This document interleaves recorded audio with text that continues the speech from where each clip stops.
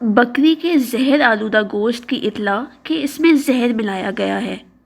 حضرت جابر رضی اللہ تعالیٰ عنہ کا بیان ہے کہ اہل خیبر میں سے ایک یہودی عورت نے بکری کا گوشت زہر ڈال کر پکایا اور پھر اس کا ایک دست بطور ہدیہ رسول اللہ صلی اللہ علیہ وآلہ وسلم کی خدمت میں پیش کیا۔ چنانچہ اسے آپ صلی اللہ علیہ وآلہ وسلم کے ساتھ آپ صلی اللہ علیہ وآلہ وسلم کے بعض صحابہ اکرام رضی اللہ تعالیٰ عنہ نے کھانا شروع کیا، مگر رسول اللہ صلی اللہ علیہ وآلہ وسلم نے فوراً ہی فرمایا، تم لوگ کھانے سے پہلے اپنے ہاتھ روک لو۔ چنانچہ انہوں نے ہاتھ روک لیا۔ آپ صلی اللہ علیہ وآلہ وسلم نے اس یہودی عورت کو بلا بھیجا۔ وہ آئی تو آپ صلی اللہ علیہ وآلہ وسلم نے اس سے پوچھا کہ کیا تو نے بکری کے اس گوشت میں زہر ملایا ہے؟ اس نے کہا، کس نے آپ صلی اللہ علیہ وآلہ وسلم کو بتایا؟ آپ نے فرمایا، گوشت کے اسی ٹکڑے نے جو میرے ہاتھ میں ہے۔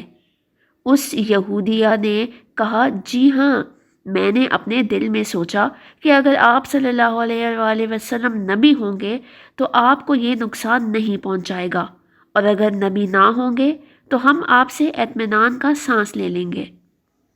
آپ صلی اللہ علیہ وآلہ وسلم نے یہ سن کر اس کو معاف کر دیا اور اس کو کوئی سزا نہیں دی، اور آپ صلی اللہ علیہ وآلہ وسلم کے جن صحابہ اکرام رضی اللہ تعالیٰ عنہ نے وہ زہر آلودہ گوشت کھا لیا تھا، ان کا انتقال ہو گیا، اور رسول اللہ صلی اللہ علیہ وآلہ وسلم اس زہر آلودہ گوشت کی وجہ سے اپنے شانوں کے درمیان پچنا لگوایا کرتے تھے۔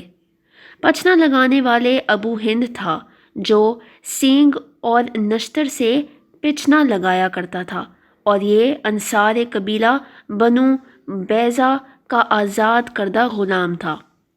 تشریح: اللہ تعالیٰ جس کو رسالت و نبوت کی دولت سے نوازتا ہے، اس کی قدر و منزلت انسان ناشکرے کے علاوہ ساری مخلوق اپنا فرض سمجھتی ہے۔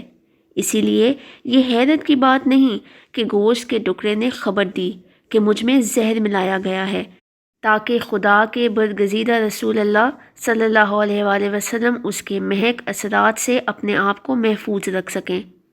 باقی جس چیز میں اللہ تعالیٰ نے جو اثر رکھا ہے وہ اثر بہرحال اپنا کام کرتا ہے۔